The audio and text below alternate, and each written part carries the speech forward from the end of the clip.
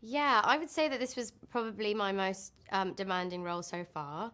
Um, but it felt like a great opportunity as an actor to kind of use every single tool in the box and go through kind of like a physical transformation and a mental transformation and changing my accent and kind of like, yeah, so on. Um, and for me, uh, I feel really excited by that. That's the sort of thing that I love to do and want to do more of in my career. So, yeah, although very challenging scenes in many ways, I kind of felt mostly just very fortunate to be able to throw myself into something and really get lost in a role. I mean, and it was like, it was so good. But, I think if you don't eat properly, if you can't sleep, or sleep, deprivation is actually, it's like a torture, right? If you can't sleep enough. Could you even think straight the next day and have your lines, or were you like all confused because it's such a, burden? Yeah.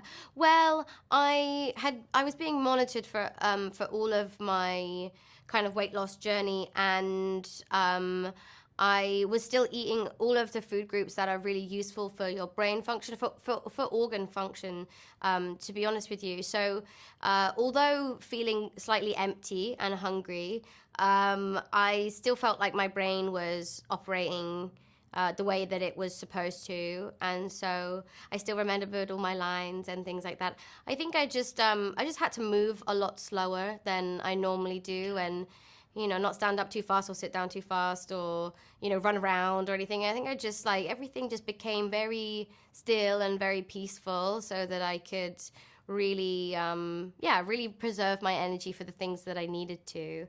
Yeah. What was the first thing you ate after wrapping, up the series? What was the first thing you ate? I ate a chocolate brownie. They had them on set that day, and I just like it was like a cartoon. I was walking, and I just my nose like caught the smell of these brownies, and I looked at them, and everyone on the team had been so good about you're just making sure there's not loads of temptations around all the time, and the person holding the tray was like so apologetic, but I said like, no, it's okay, like it's the last day, and can I put one in my trailer so that I can eat it when I finish today? And so yeah, that was like the first thing that I ate, and it was the most delicious thing in the whole world. The best brownie you ever had. Yeah. But did you, after you wrapped also, did you have, or today, a different look at these times, at fashion, and three things together, and also at being so skinny, at these things? Do you have a different approach now as you lived through it? I think like the history that I did know about from this time, I feel like having now learned about it from more of like a first hand encounter, it definitely gives you kind of more empathy with these things that we like hear about or know about. It's like it's hard to explain it, but sometimes it takes for you to really dive into one person's story in order to be able to understand thousands more, and so I would say that I do have just maybe a little different perspective on it myself, one that I can really connect with a lot more on like an emotional level.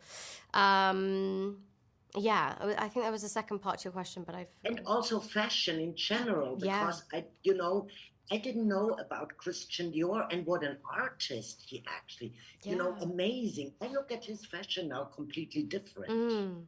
Yeah, of course. I think like we look at these massive brands as like corporations, and we kind of forget that there was it was born from the head of one man or one woman, and I think that I do look at these names very differently now. You know, I see these big handbags or belts with like these logos on them, and you know, at one point they were just kind of logos to me and a sign of wealth and a sign of like status.